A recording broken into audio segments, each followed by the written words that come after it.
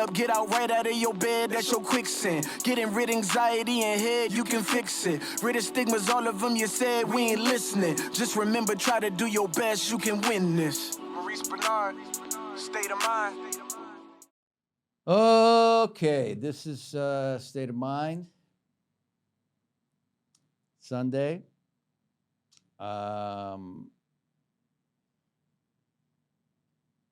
Listen, I'm so tired of saying this. We're going to get to 200,000 subscriptions.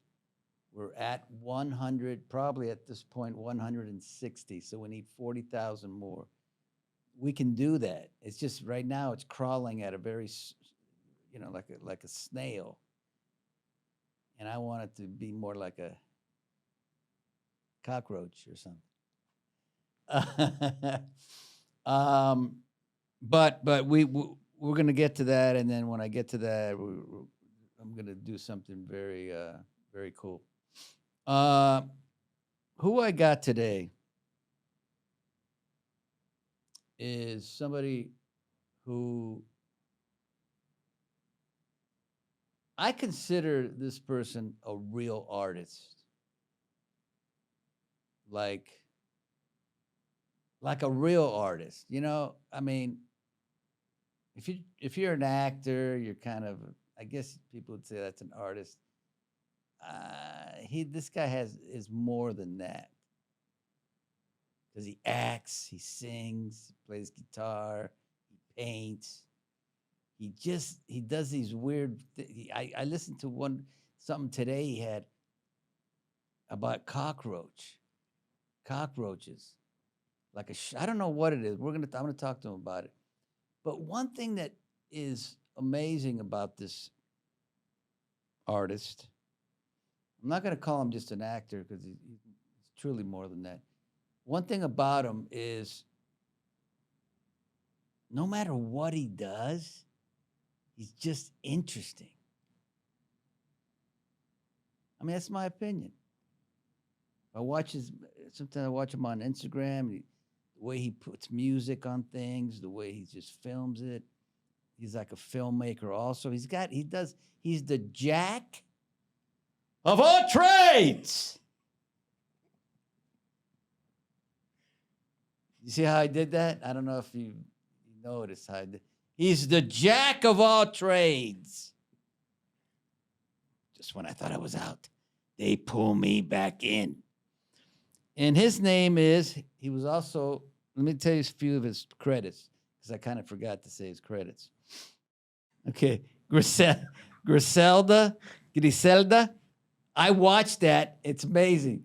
I was actually in a place that we were staying at for a while because something happened. And I was watching Griselda, and that's with Sofia Vergara. Sofia Vergara. And she was good. She was good in it. And I was like, damn. And then guess who comes out? Jeff Parisi. How's that? Surprise! Okay. That was a good entry. Come on. Yeah, I think I'm going to leave because I don't think it could get any better. A couple corrections. You're not in Mob Cops. I'm in Mob Cops. Oh, okay. But it's like, Oh. Fine. I don't play guitar. Oh, you don't? You play bongos. Not the bongos. conga. Not bongos. Yes, I've seen you play. It's not bongos or conga. It's called djembe. Well, I don't know. It's a hand drum. Oh, yeah. And cajon, I love which is the Cuban box drum. Yes, I love that. Another correction. Paris, kind of like Maurice. Okay, Paris. Maurice, yes. Paris. Yeah, I like that. I like that. You like that better? Yeah. I'll call you by your real name. Paris. Yes. Jeff Paris. Jeffrey Vincent Paris. I guess we should just start over. Let's take that. No, this is what I love. I love this stuff. It's the best. Okay, we're going to start with, you're not just an actor to me. Am I just up your ass? No, well, I don't think so. No, right. No. I mean, I think you're like, Yeah, no. Yeah, I don't different- consider myself just an actor. Yeah. Yeah. I thought so because you play the whatever it's called. Djembe. Okay, no one's ever heard. We're learning things. We're All learning right, things. djembe. Djembe. Yes. Djembe, right. You play that. The D is silent. Yeah. And cajon, which is a Cuban box drum, which you know about From that. from Cuba. from Desi Arnaz, from Pete. Did he play that? Well, he played. I don't know what it was that he was a bigger one. He played conga. He played the conga. That's the conga. Yeah. Yeah. Babalo. You played Desi Arnaz, didn't you? Yeah. Nice. They call me Cuban Pete. I'm the king of the rumba beat. When I play the maracas, I go chick chicky boom, chick chicky boom. Okay, look, Jeff. You're probably not going to want to talk about this, but I want to know like where you were born, where you come from. All the interesting stuff. Well, yeah. Let's start with the exciting I mean, stuff. most people kind of do get into that, but Yeah, okay. Raised in Indiana, oh Indianapolis. yeah, right. In one house before I moved to Los Angeles. So I lived there the entire time. And how old were you when you moved to Los Angeles? 21. With $700 in a dream. Wait a minute. Okay. I mean, $700 was a little more back then, but still not that much more. Yeah. Okay. So, but how? Okay. Let's pause that right there. The 21 and the $700. What kind of a kid were you? Were you a mischievous kid? Yeah. Yeah. Pain in the ass I was kid? a pain in the ass. And you got a Poor brother and parents. sister? I have one brother, older brother, and as kids, we were mortal enemies, and as adults, he's one of my best friends. Wow. But we started off, his name's Jim, and we basically put our backs to each other and said, all right, go. And we just went, we're so different, but there's like some string that connected us, and we're Damn. still like, we're both living our dreams. He's in Alaska. He's got a family, job he loves. He goes on adventures, fishes, hunts, skis, does all that stuff. His kids are doing great. And so, yeah. So as kids, though, we were at each other's throat. Always like fighting. Always fighting. And I was not a very, I was a very like hyperactive kid. And a little artist in Indiana, it was just like, I couldn't sit still. Got in a lot of trouble all the time. Like with the cops or not? Only once with the cops. It's kind of like me. Yeah. Yeah, but fighting and stuff. Fighting. But I was this weird combination of the class clown and a little bit of the bully sometimes. Not a bully, but like I would get in fights, you know, Yeah. and I would like cause stuff. And then so they didn't know what to do with me. So they, You were that bad?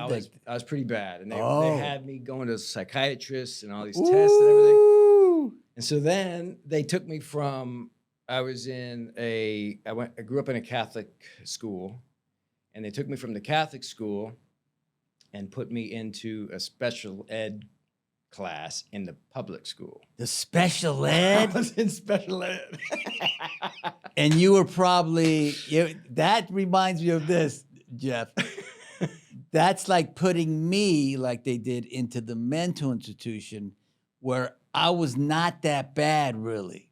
I mean, I was bad, but, Yeah. I was like Jack Nicholson in Yes. One Floor of the Cuckoo's Cuckoo's Nest, Nest. totally. Same with Yes. you. You were in a Exactly. special ed. You were not as bad as No, because I was looking around at some of those kids going, That's what I'm saying. But then I had a profound thought in fourth grade because I'm looking around at all these kids that are in my class going, okay, yeah, they should. And I was like, oh my God, maybe I am. Because I'm here. Yeah. So I went home and asked my mom, I was like, Mom, am I, And, you know, to this day, I wish she would have said, yes, you are. Yeah, But yeah. she's like, no. And how she- long did you have to go to that? Just a year. Because they didn't know what else. That's a 'cause long time, These though. doctors were telling them I know. they need, you know, Right. and they're doing the best they can. Yeah. And they didn't think I should be there either, my parents, but they were like, we have to do something with them. And so they put me there, but I gotta say that I think that year in 4th grade helped form some of the way I live today. Yeah. Because it was this like free-form classroom setting where it's like bean bags and there's art supplies everywhere and there's like you did math when you felt like it. You did, you know, are you ready for reading now? No, I'm still working on this drawing. And it was just kind of a free-for-all. And we did a lot of activities and it was very physical and like, so a lot of my energy was able to be expressed. And I can remember like walking past other classrooms and seeing everybody like in these desks, you know, in order, in line. They didn't have freedom. Didn't have that freedom. And I was like, I don't want to live like that. I like this. This is fun. Yeah. And now, did they give you any medication or anything? No, they tried, but my parents, they wouldn't. They said no. Yeah, Ritalin? they were trying to give me Ritalin. Ah! I know. Yeah. They did. They tried to give me drugs. My parents said no, and I'm still mad at them to this very day. I'm kidding. Well, you know, I'm kidding. Jeff, Those are different drugs. you have no mental illness or anything? Not illness. Like the clinical. I don't think so. No. No, you don't strike me as No. that. But I mean, but I've had some like breakdowns. I've had like, you know, panic attacks and like full on. Yeah, meltdowns. But like, they're necessary. yeah, You yeah, know, there's times in your life where you get to a point where it's just like it has to come out. I get it. You know? Well, you know, for me, Jeff, the way I tell people is, because people may say, well, you know, I've had anxiety and you know, maybe you should just go take a nap. And I say, well, the difference is the level that when I get it, Mm, it's fucking deadly, mm, horrific. yeah. And God, man, I wish oh my goodness, I wish I didn't have to. Yeah. Trust me. Yeah. But there's a difference between a little bit that you kind of you can get through, whatever, and then there's that other one Yeah. that you're like, I believe that's when you have to get help.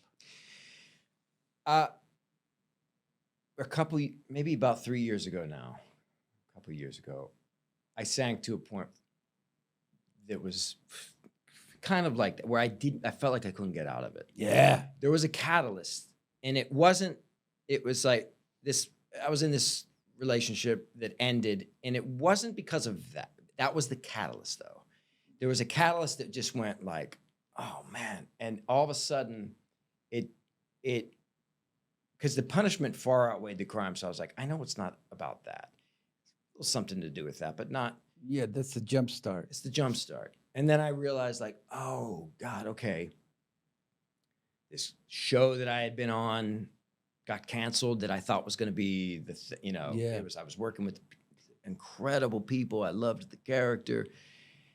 And and a lot of my friends that were around for a while, like were off on tour. And so like everything that I knew, everything that was making me happy was suddenly gone. Yeah. And it felt like there was no hope. And then it all starts to feel familiar. Like, oh my God, yeah, I've been here. I've been here Yeah. many times. But for me, it's like, it's so uncomfortable that I do everything in my power to get out of it. This one took a little longer for some reason. And eventually though, I think one of the things that really like got me through it, because I didn't do anything completely extreme, which I have done other Right. times that I get to these points of like, oh man, okay, something's got to change, is yoga. Fuck. Everybody tells me, dude. It is the mast that I tie myself to in the storm. I've been doing it for 28 years though, and I started it in one of those states of like everything's wrong. And I was at a gym and I saw this yoga class and the instructor was gorgeous. So I went to the next class, and that's kind of what started me in on that journey. And then it just keeps getting deeper and deeper and deeper and deeper. And like,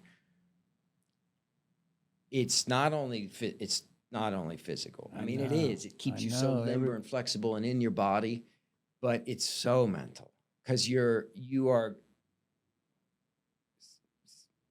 giving yourself these challenges that you get through, and you're quieting your mind while your body is in stress and in these challenging moments. And then in the beginning of the classes and at the end, you go into a meditation. And that's when like everything just is quiet and everything becomes clear. Well, why do you? No, everybody has told me I should do yoga, and I don't do it. I do acupuncture now that I love, but I'm having a balance issue and nerves. And people are like, yoga. See, that's the thing. It's the catch-22. Like, you don't want to do it because you might have balance issues and nerves, but that's the thing that could possibly help the balance issues and nerves. And that's not why I don't want to do it. I just don't want to do it. And I know that it's probably going to help.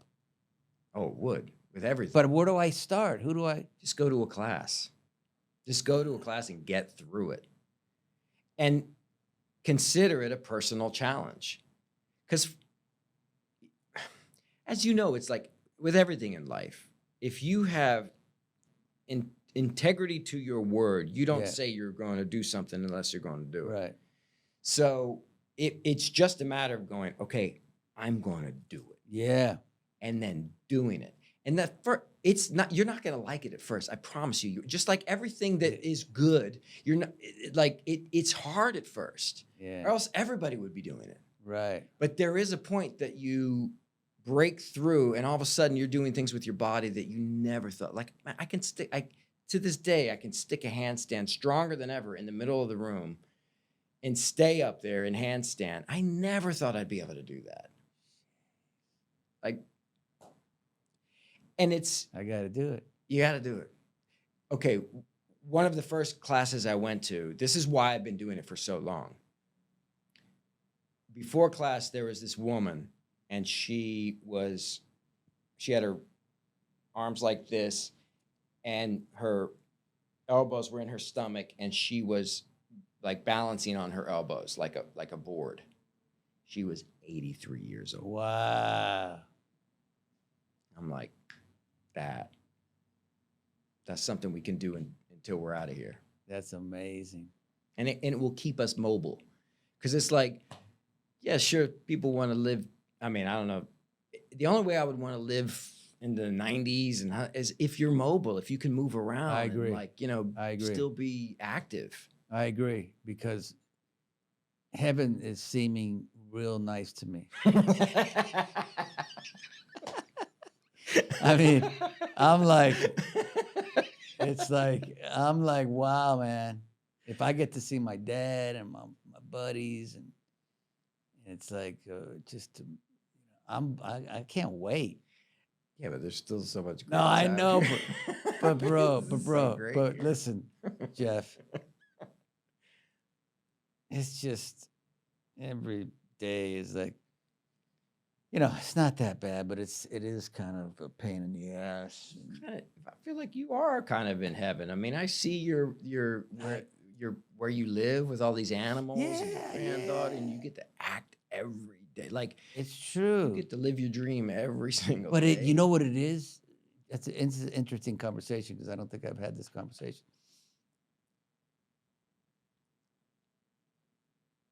I have it all, but I'm always striving for the peace within. Mm-hmm.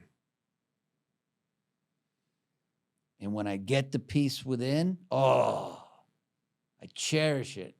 I go and yell and, Yeah.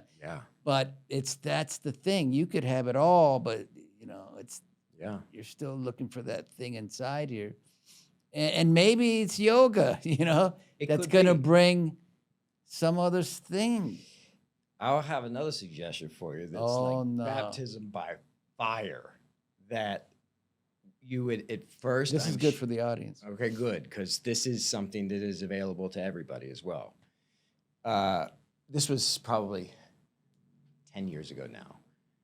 Again, it was like the end of a relationship, and like it was a 5-year relationship, and it was a really great.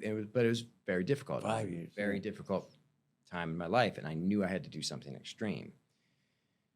And so I did a Vipassana meditation, which it's a 10-day silent meditation. And you're meditating like 10 and a half hours a day in total silence. If you want peace within, Carmine told me about this. yeah, get through that. He hasn't done a Vipassana, Carmine. He did Sadhguru's meditation. Yeah. It's different. Petra? It's similar. Did Petra? I don't think Petra did it. No, Oh, all right. Carmine did. Wow. He didn't do. He did and he came and he's brought meditation in his life. This is a mutual friend of ours. Yes. And I've seen a night. Yeah. and Yeah. day, It's very true. Night And I and didn't know him like day. you did. Yeah, I've known him for 25 years. No, yeah. And he's always been fantastic, but he's had that Yeah. thing it's that fire that's like hard to kind of find peace with sometimes. And he did the Sadhguru meditation, the retreat, and he came back from that and has been meditating every day since. And the difference is night and day. That's amazing. Yeah. But this whole thing, this 10-day one is like 10 days. But you think of your life, man. You think of how many days you get after that 10 days of your mind resets, completely resets. You're right. You're right. I just can't imagine 10 days. Like I'm so like. That's why you should do it. Yeah, exactly. But my leaving my home and 10 days. And what do? You sleep over there? Yeah. Yeah. And it's free. What do you eat? Amazing vegetarian food. Damn. And that's one of the interesting things too, because there's like the one that I went to, there were about 200 people there. And when you ate, you're still in silence. So all you would hear was the like clanging of the silverware and just like dishes. And it became this cool symphony of sound that was, because your mind is in a different place as well. And so it's just like you start noticing every little detail of everything. So then from then you go sit down and for 10 hours straight meditate? Not straight. It's like 2 hours, and then you get a break, but you got to stay in silence, and you walk around the grounds a little bit, and then you come back for another one. And then at the end of the night, there's the guru who brought it to Western culture. They have videos of him talking about what you should be sort of focusing on, how to be breathing, and like what to be letting go of, and what to be concentrating on. It's like it's been around for thousands of years for a reason. Maurice Benard has a nervous breakdown. His fourth nervous breakdown while he was on the. They can't get him to stop talking at the silent retreat. Oh, that's funny. So this is amazing. I thought that Jeff was going to come in here and not clam up, but like now he's the whole first half hour he's talked about mental health and meditation. Me too. This is a surprise for me. It's amazing. So, all right, let's go to now. Shift gears. We've covered anything mental health in a good way, because I think it's cool. The $700. So you 21, $700. You moved to Los Angeles. Yeah. What happens? You're by yourself? Well, there was one person I knew from college. Her family let me stay there for a week, the first Oh. week. And then the second week, there were 2 other people I knew from college that let me stay on their couch. And then there was another friend, his family let me stay with them for like 3 weeks in Calabasas. But in that time, I was driving every day to Los Angeles looking for a job, an apartment, and an agent. And in that 3 weeks, I found a job, an apartment, and an agent. And then here I was. And it was a rude awakening. In what way? Differentiating the fantasy from the reality. Yeah. You know, everybody I think thinks they're going to come out here and they're just, they're handing out TV shows and movies, and it ain't that. No. It wasn't that at all. Now, back then, it was better than it is now. Now it seems very tough for a lot of actors. I don't know. I mean, who knows? Who knows? Yeah, 'Cause it's so different. I mean, you could argue both ways because, we were, stapling and cutting and hand delivering and going in everywhere. And so I think the more sort of perseverance and ambition you had, the better chances you had of actually getting some things done. Now you can do everything from home. I know, that's true. Because my son's an actor, he's excellent. And, these self-tapes are the best. I love them. Because you can have how many takes? Yeah, I love them. It wasn't like when you go in and then these guys are looking at you like, I don't like this. And then you study 4 scenes and they're like, we're only going to do. Dude, 4 well, scenes. yeah. That's much better now. It seems like there's a lot more competition maybe because of. But for me, I feel like every time I do a self-tape, I've worked. I know. Acted. That's the way I haven't had to do that. Which is because you're acting all the Yeah, time. I get it, but I'd you love get to to act every day. It's amazing. I would love to do those self. How many? Just get it right. Just get it right. One of the big influences for me back then was Charles Bukowski, the poet. Yeah. And I was Mickey Rourke. and Barfly. Right. And I would every night before we all fell asleep, I would read Charles Bukowski poems to everybody in short stories. And my character had a pet roach in a jar that I carried around with me.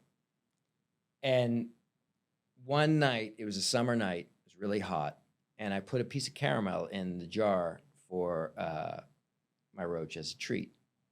Well, that night, I was reading this short story, and the way my throat was or something, this weird voice started coming out of me, and I was speaking in a cadence that I'd never spoke before. And when I was done that short story, everybody was like, wow, that was trippy. The next day I woke up and it had been so hot that night that the caramel melted. My roach got stuck in it and died. No. Someone comes up the stairs that morning with a newspaper and says, hey, did you guys hear? Bukowski died last night. No. That's cool. That is cool. Yeah. So he died the same night that the roach. And I felt, you wonder, you just wonder. Like that stage in between. Yeah. I always wondered, did he hear someone reading one of his Well, I believe in short all stories, that. Yeah, right? yeah, And then yeah. kind of came over and who knows? So the roach that I heard today, Yes. that stuff is so interesting and cool. I like it. Your voice. You're look, I told the guy that just came in, and you're the same way. You're just good storytellers, man. Thank you. That's what I am. Mhm. I know that, and I don't pat myself on the back with it. It's a fact. And you're a good storyteller. And when I hear your I don't know what you call them, voiceovers or It's spoken word and poetry. it's really freaking. Do you have a good mics and sound and stuff? Well, so this was all done. So you want me to tell Yeah, you about this album? yeah, How it came about? yeah. So I was doing a supernatural convention in Rome. Oh Sure. yeah, Supernatural. Yeah. And in those In Rome, in Rome, yeah, they fly you to Rome. it's amazing. It's great. I've been all over the world because of Supernatural. It's it was Jeff, a dream job. wait a Yeah. minute. Yes. Before we get into your album, we got to give the audience a little bit of this. Context. Yeah. They fly you all over the world for this, Yeah. for the Supernatural? Oh, the And who are the guys, the lead guys? Jared and Jensen. Yeah, those kind of good looking guys. Yeah. Yeah, they've been on it since it was on for 15 seasons. I think 24 episodes per season. These fans are like, it's like Star Trek conventions, Supernatural convention. I mean, it might even be like, Really? they're amazing, and like you get a lot of the same people. So like people travel with the convention sometimes, and they're just like they're the weirdest, kindest people that you could meet.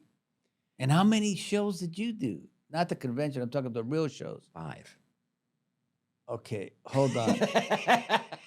But he was a pretty cool character. I mean, he was the villain in season But 13. I come know. on, Jeff. I know. They must like you.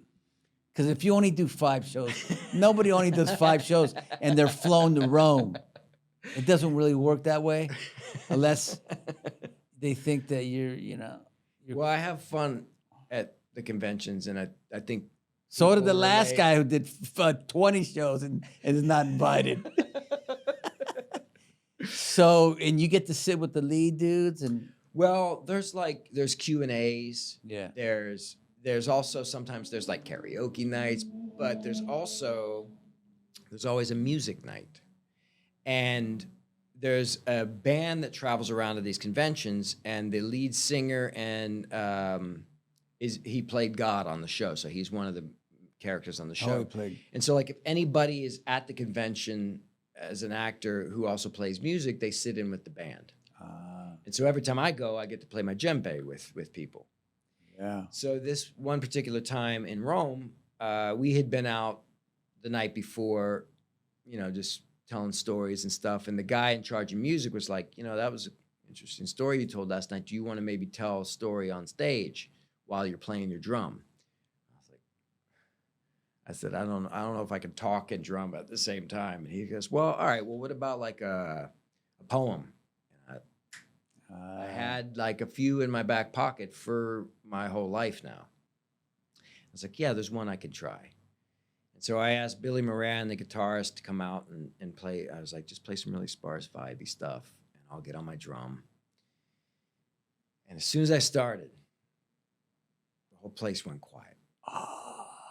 And then I did an ode to a roach. No. And at the end, the whole place just erupted. Whoa, it worked. It really worked. And so then when I got off stage, the guy who had asked me to do that, he's like, I don't know if you know this or not, but I have a record label. And I said, I did not know that. And he said, and I would like to do an EP of about 4 or 5 of those. He goes, I'll do the whole studio time, everything. Oh, he And gave you yeah. all. So he gave me a record deal. I got a record deal from doing that poem on stage, which was never in the cards, a record, No. But I jumped at it because I've been doing music now for, over 20 years. And poetry's been a part of my life for my whole life. And like you're saying, it's storytelling as well. So like, I felt like this project is able to like blend all of my artistic attributes into this one project. It's the music, it's the storytelling, the painting. I painted the cover of the album. And so we did 5 tracks it's professionally engineered. It is. It's on vinyl. It's going to be on vinyl. It sounds great. Thank you. And what we could do, I don't know if it's your permission, we should, as we're speaking to this, have the voice, so the roach over it. How cool would that be? Great. Anthony, you have his thing talking as where he's telling the story, and then you have this because it's really cool, and that would be cool. Yeah. Or we could go out with that. Or go out with it. Yeah, yeah. Oh, yeah, yeah. Either way. Maybe even Throw some paintings over it. There you go. But you'll I'll send you talk to any- Anthony. Yeah.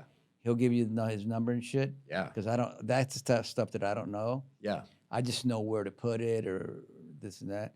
But that's gonna look great, and then we can give you a little piece of it that has all that. That'd be great. Cool. Yeah. Yeah. Maybe Yeah, man, because the roach one especially, just really like professionally done, as you're telling me, and the voice sounds great, and it's kind of funny, but you don't know what's going. You know what I Yeah. mean? yeah. It's cool the whole roach, and then you killed the roaches, and Are you talking about? So that's the intro, and that's like that's yeah. the spoken word part, right. and then the ode to the roach is. Did you listen to that too? I heard Ode to the Roach. I think it was, and I also saw. Because I sent you 3. Yeah, I heard all 3, Oh, nice. Okay. and I also saw a thing you did with a bird Yeah. that was really cool as hell. Thank you, That's cool. Valentino. Yes, I knew you would appreciate that because yes, your love of animals, yes. and you too, I'm sure, learn so many valuable lessons from animals. Very, Yeah. very. I mean, and children too. But because I have 2 grandkids at home, and 3 alpacas, and 4 goats, Amazing. and 2 horses. Wow. Yeah, the beauty of animals is kind of the stillness. They just still, and they have no judgment, like. They're so present. Right. Yeah. And they just look at you. I've always been an animal lover. My dad was an animal lover. God bless him. He's in heaven. When did you start getting all the farm animals? Probably when I got, maybe that was about 8, 9 years ago, where I had Buddy the goat and his sister, their little babies. We got them first. Then once we got them, we had a horse too. And then we got another horse. And then once we got the goats, we got more goats. Goats I are want to so get a cool. pig. They're so cool. Yeah, pigs are cool too. They're smart. They're smart, right? Yeah. Funny. They got good personalities. Right? Yeah. So let's talk about GH, man. You're talking about GH. Yeah. How was it? Amazing. How long? 3.5 years, over 100 episodes. You were there 3.5 years, man? Yeah. I Oh, think we used to go out to eat and stuff. Like Yeah. And I don't think it was supposed to be that long. No. They kept trying to kill me off. They kept killing me off. Right. And you won an Emmy? Yeah. Well, no, I got nominated for. Everywhere I look, it's like it says you won, and I'm No, like, no, you I got didn't not. win. Oh wow. No, I got nominated for Carlos, and then I got nominated for another one on Young and the Restless. You did? But it was just like a 7-episode arc, and so I got nominated for best guest star on. That's amazing. So you played my enemy, right? No. That was so fun. I'm begging from the grave. Right? But I know your sister. Yeah. So I killed you, right or not? No. What happened? I thought I killed you. You didn't kill me. You tried We were to in a kill me church few and times. shit, and then you were. Yeah, no, and I almost killed you. That was it. I almost killed you in the church. I had the gun to you. And what happened? You got away somehow. I don't remember. That was some cool stuff in the church. That was cool. We talk Spanish or not? Yeah. Yeah. Yeah. My accent got real thick, I think. ¿Qué pasó, loco? ¿Cómo está la cosa? Yo no sé qué pasa aquí. Carlos, Any chance we got, we Jeff, turned it into a telenovela. we're not doing like, dos bienos, This dude. Why did it get like that? Uh, well, because, okay, so I don't think I was supposed to have an accent, but it didn't make sense because I had just come from Puerto Rico. And I Okay. came to get the love of my life back, Right. which was, you know, Sabrina. Sabrina.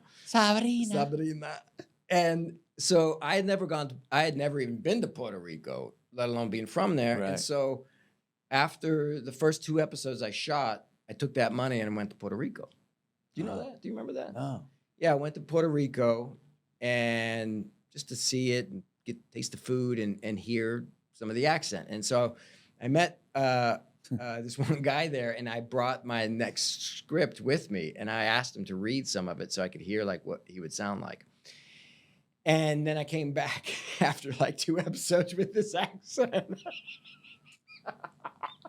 So you barely had an accent before? Barely had an accent. And then you came before, back, and I "¿Qué came pasó, back." loco? But it was, no, I didn't even, it wasn't, I tried to only use it when I would get mad or when I was talking to Sabrina. So it was like, Sabrina, come here for a second. Oh, you're making me mad. Sabrina! Sabrina, get over here. No, like when I would be mad at, say, you for trying to kill me. I Then get the you. accent came out. You know, I went to Puerto Rico with Ricky Martin, man. You shot there, right? Yeah, it was Yeah. great. It was cool. Man, you were in it when there was huge budgets for soaps too, huh? Yeah, that's nice. Well, we had it on location. Remember in the warehouse? You had Yeah, it outside up. that was cool. But That was cool. yeah. That felt like a movie. We still had, you know, I think the money has been dwindling just down to, and they can't do it. Here's what I loved about being on GH, because like up to that point, I was like, I'd been in it for like 20 years up to that point, and it's embarrassing to admit this now, but like I was like, because I had tested originally for a contract role. For me, it was like there was a little bit of a relief because it was like a 2-month process, and I was just like, I get you. all right. Yeah. And then I got my first and only tattoos, and I was like, all right, I'm just gonna like, Yeah. it's fine. And then like a month later, I get a call, and they're like, you know, they really liked you but they went another way, so they wrote a part for you. Oh, well, that's always better. That's how, and it was so.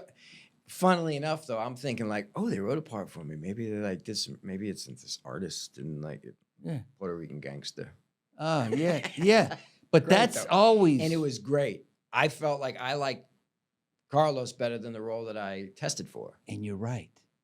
And it's like that same thing happened to me with my first job, All My Children. I read for this role, and then I read for another role, and then they call me. They go, "You didn't get out of the role, but we're gonna create a role for you." And that's it. And it was yeah. and then better for me. And the thing I was about to say about being embarrassed was like that because I wasn't familiar with soaps, and there was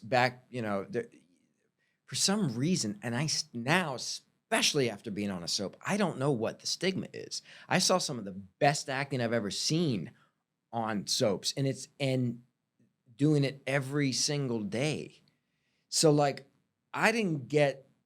I had fallen into this thing of like, oh, you don't want to get stuck in a soap. It's like, okay, thank God, I ignored that and went into it, because what happened was like the best thing that could have ever happened as an actor. You're right, Jeff. And what I say is the problem that you have on soap operas is you got about 5 to 10 who are really good. Yeah. Great. And then you got about 20 who aren't. It just kind of phone it in. So when you got a casting director who turns it on, let's say, just to say, oh, let me see what this is about. And then they catch the 3 bad ones.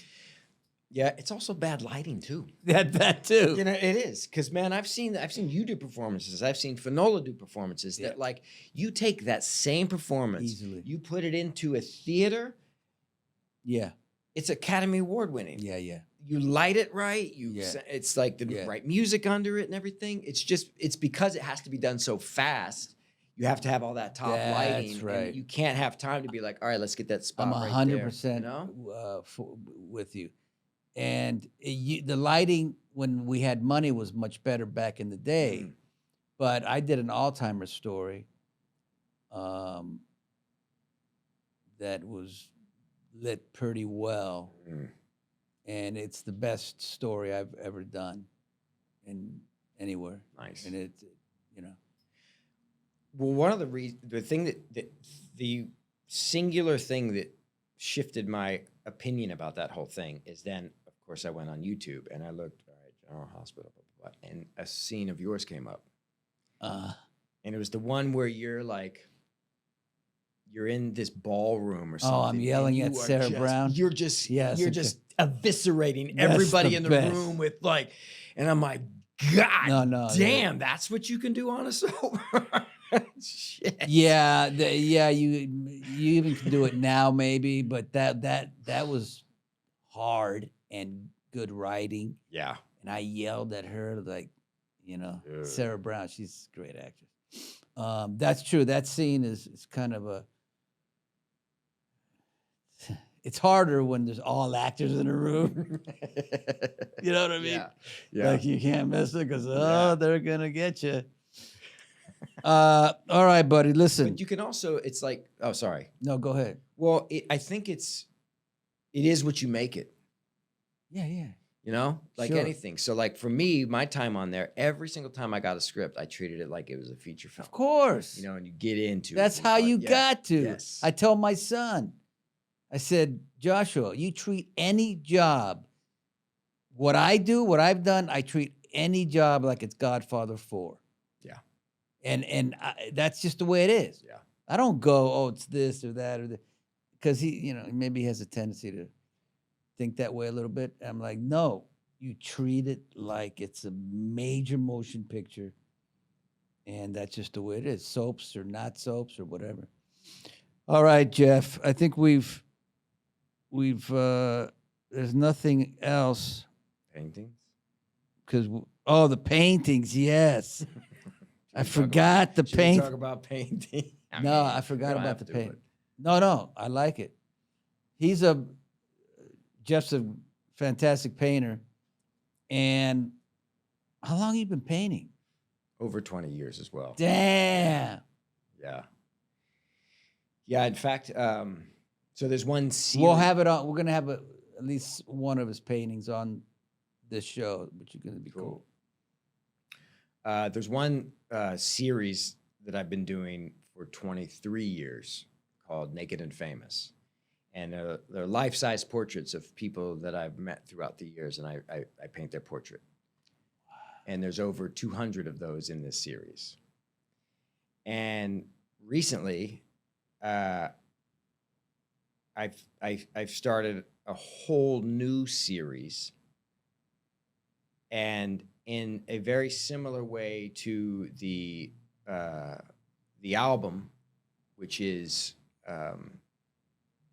3 of those 5 tracks on the album were conceived over 20 years ago. Wow. I'm taking some of these paintings that were done 20 years ago, 15 years ago, and I'm reimagining them. Some of these are paintings that, like, either A, maybe that person never really liked it, B, it's been, it's not one of, maybe I didn't really like it, but I did it, and so I'm just kind of keep holding on to it. And I started exploring shadow work when you are so that when I was talking about earlier the dark time I just had recently, I really went into shadow work, which is like going headfirst into the dark corners of the soul, facing what you don't want to face. And then once you are there and you survive that, there's this lightness afterwards. Right. You're free because it didn't kill you. Right. And if you survive going to the darkest corners of your soul, the freedom on the other side of that is magical and almost childlike. Yeah. So I started what is called now the Shadow series, and I'm taking some of these portraits and I paint over just the figure, and looks like a shadow or a silhouette. So that's then the shadow, and that's kind of the scary part too, Yeah. because painting over a painting is so you're like, okay, it's gone. It's gone forever. Right. But then there's a freedom on the other side of that, and what comes on the other side of that is then this childlike abandon. And I've taken colorful chalk and free-formed on top of the shadows, and I've been making these designs and these shapes that are I'm just following my creative instinct, and something's happening with this series that I'm really excited about. You won't talk about it. Yeah, talk about it. Yeah. But I guess it's not so much facing them, it's what you do after, Yeah. right? Yeah. Yeah. How you rebuild afterwards. Exactly. Because otherwise it's a void and you're just going to fall back into that darkness. If you don't counter it with light, is what you're saying. Yeah. And the symbolism for me on these paintings is the brightness of the colors of what's on top of the shadows. Yeah. And it's basically, it's like I looked at these paintings like, all right, much like life, art is never complete until we're out of here. Yeah. There's always, until we're out of here, that art is still mine, the ones that haven't sold, and I can do anything I want with it. So, and that's like life. As long as I'm here, there's always a chance to build on top of what's already there and make it better and more beautiful. Yeah. Yeah. And most people don't see it like that. They stay in that darkness. That's the problem, right? I think so. I mean, I think it's not easy to do deep self-reflection work because, Yeah, you know, a lot of us have made a lot of mistakes. I've made tons of mistakes, and it's like to face those mistakes and see where I could get better means that I've done, you know, that I didn't have it right for Yeah. a period of time, you know, and I want to get it right by the time I leave here. In some way, you know, in some ways. I mean, I know that there's always going to be ways that I didn't get it right, but Yeah, I get it. Yeah. I'm going to always be striving to like anything and for me, the big way is like the therapeutic, I guess, way is through art for me, because that's full self-expression. And that's like saying, all right, here's what I've learned in life. I'm going to try and express it in a piece of art. And then that can be the lesson for somebody else. Yeah. All right, Jeff, can we leave now? I'm keeping you here until midnight, man. Okay, so I guess we're good. Let me Sell talk. my album. There will be a link in the description below. There will be a link in the description below for Jeff PARISE. There it is. Got it. Album, and he's going to have all this information with paintings, with the thing that I heard today about the roach, which is fabulous, and he's going to get a hold of Anthony, and we're going to have all that going, because most of the time when people get on State of Mind, I forget, or they don't even mention anything. It's like, don't you want to tag anything, or you know, I don't know, maybe they don't want to. So this one will be, at first it's only going to be available on vinyl for a little while, and then we're going to slowly release it on digital. Yeah. So if you got a record player, it's a tangible piece of art. That's cool. It is like in especially like, you know, in this time where robots are coming for the very elements that make us human, to make a poetry album on vinyl is a act of rebellion. So join the cause, buy the album. All right. So, listen, Jeff has come in here. It's taken about years to come in here, and he knows how much fun it is, and how comfortable I make it, or the atmosphere, the environment's comfortable. And he talked about a lot of more mental health than I didn't think he would even talk 1 second about mental health. And it was really, the beginning was just like, ah. But anyway, get his paintings, get his album. I will say this, it's all interesting. You're not going to be bored for 1 second with all the stuff that he's got. Nothing he does is boring to me. When I listen and when I see his paintings or whatever, always like, what the, wow, that's cool. What's that? But I appreciate you coming, Jeff. Thank you. It's been fun. Yeah. It's a lot of laughs. Wait, what did I say? Oh shit! What did I say? Oh, now he's gonna call me. You know that half hour. Yeah, think about the thing that I said earlier. Can you cut that? Just Can we just keep the beginning? Yeah, and exactly. The introduction. Exactly. All right. Thank you, brother. Thank you. All right, man.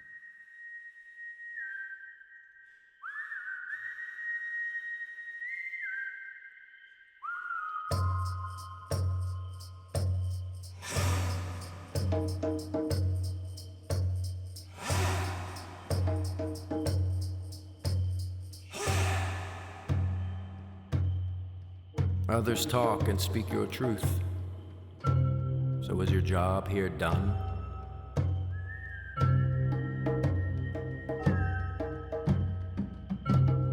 It's here tonight, it will always be. Knowing God comes naturally, but we must never stop until we truly see that everyone believes. Believes, believes, believes, believes, believes, believes, believes. The word, the sound, it goes so round, repetitive words, confusing sounds.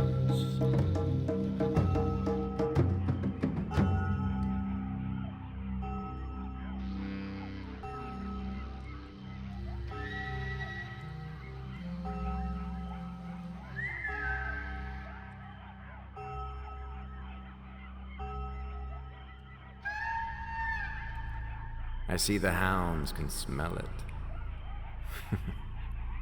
I see the hounds can smell it.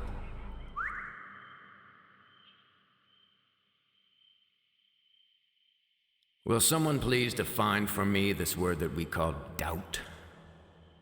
How is it that it finds its way? Who gave this word such clout? The word, the thing, I hear it ring. Oh God, please break this bell.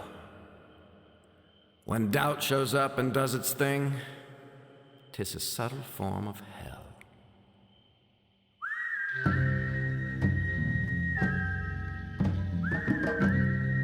When all agreements are somehow met, we will feel it like a birth. And finally, we'll truly see what heaven's like on earth. What heaven's like